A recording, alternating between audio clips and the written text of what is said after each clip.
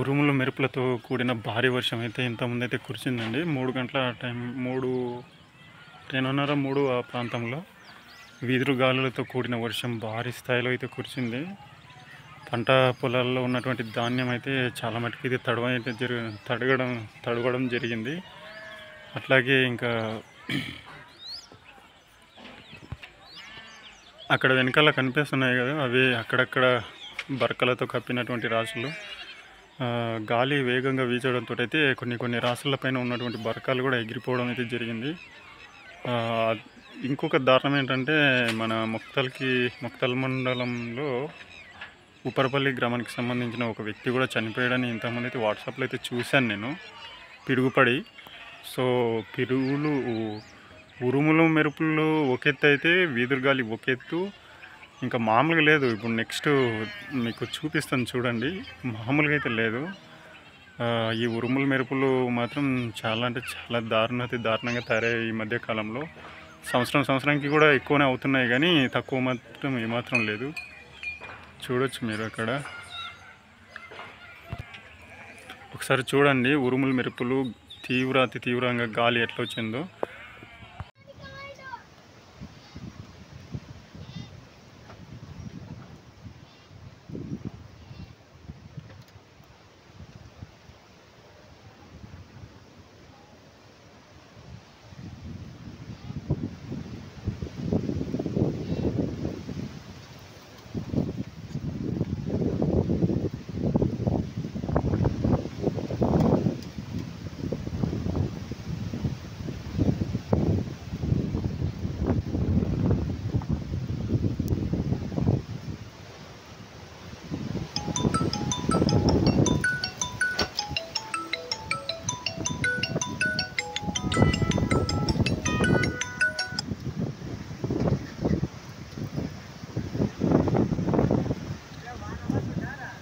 గాలి ఓన్లీ గాలి ఎత్తుడు ఎట్లా లేస్తుంది దుమ్ము.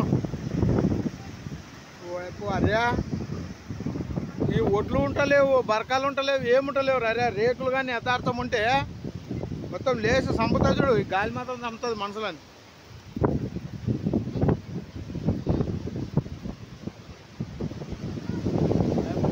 అరే